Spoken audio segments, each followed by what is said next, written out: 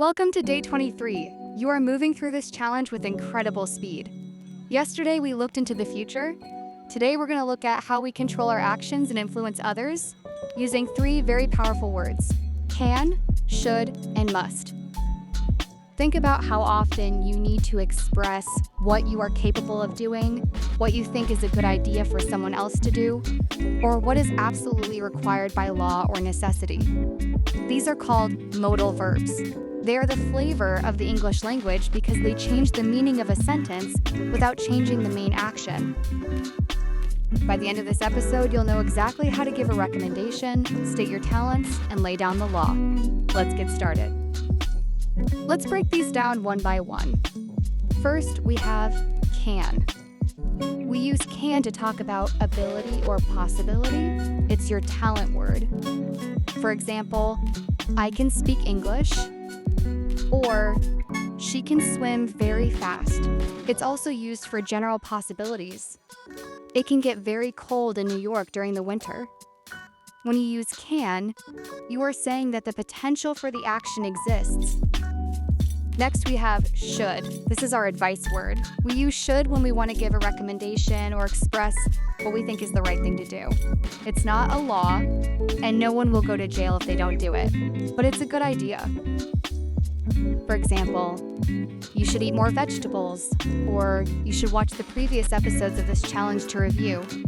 It's a soft way to guide someone. Finally, we have must. This is our obligation word. We use must for things that are necessary, mandatory, or very important. It's much stronger than should. For example, you must wear a seatbelt when you drive. Or, I must finish this report by 5 p.m. If you don't do a must, there are usually consequences. Here's the best part about modal verbs. They are incredibly easy to use grammatically. In English, most verbs change based on who is speaking. We say, I eat, but he eats. However, modal verbs never change. It is always, I can, you can, he can, she can, and they can. Also, you never use the word to after these three modals. You don't say, I can to swim. You simply say, I can swim. You don't say, you should to go. You say, you should go. It's simple, direct, and powerful. Now, let's put these into practice. We're going to focus heavily on should because giving advice is one of the most common ways we interact with others in English. I'm going to present you with a series of common problems. I want you to give me a piece of advice using should. I'll give you a few seconds to think of your answer, and then I'll provide an example. Problem 1, I am always tired in the morning. You could say, you should go to bed earlier, or you should drink less coffee at night. Problem 2, I want to improve my English speaking skills. You should say, you should practice every day, or you should talk to native speakers. Problem 3, my phone battery dies very quickly. You could say, you should buy a new charger, or you should turn down the brightness. Great job! Now, let's practice the difference between ability, can, and obligation, must. I'll give you a scenario, and you choose which word fits best. Scenario, you are at a library. The rule is silence. Sentence, you, the rule, be quiet. The answer is must. It is a rule. You must be quiet. Scenario, you are at a party and someone asks if you have the skill to play the piano. Sentence, I, Kuritz, play the piano. The answer is can. It's an ability. I can play the piano. Scenario, you see a stop sign while driving. Sentence, you agree? Stop your car? The answer is must. It's the law. You must stop your car. Let's try the negative forms. Can becomes cannot or can't. Should becomes should not or shouldn't. And must becomes must not or mustn't.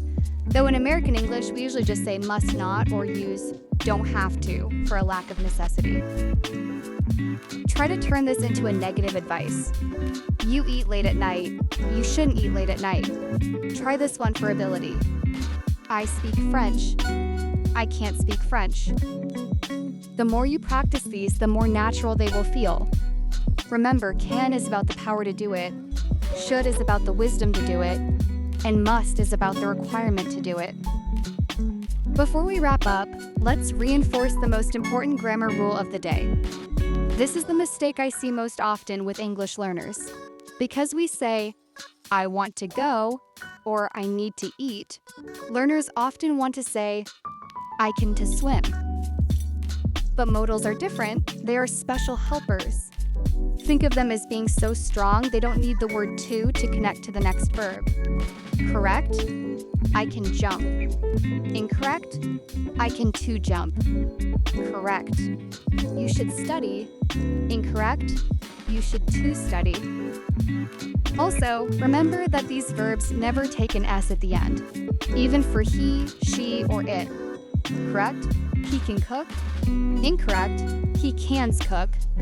Keep it simple, keep it clean. Subject, modal, base verb. That is the golden formula for day 23. You've mastered the basics of modals today. Now it's time for your day 23 challenge. I want you to be your own coach. Think about your journey learning English over these last 23 days. I want you to give yourself one piece of advice using the word should. For example, you might say, I should record myself speaking to hear my progress. Or, I should review the notes from week 1. Or maybe even, I should celebrate how far I've come. Write your piece of advice in the comments below. It's a great way to commit to your goals and help others see new ways to study. You are now 77% of the way through the 30-day English challenge. You are becoming a more versatile speaker every single day. Tomorrow for day 24, we're going to look at comparisons and superlatives. We'll learn how to describe things that are bigger, better, or the most exciting. It's the key to making your descriptions much more interesting. If you enjoyed today's lesson, please hit the like button and subscribe if you haven't already. Your support helps us keep this challenge going. I'm so impressed with your dedication. I'll see you tomorrow for day 24.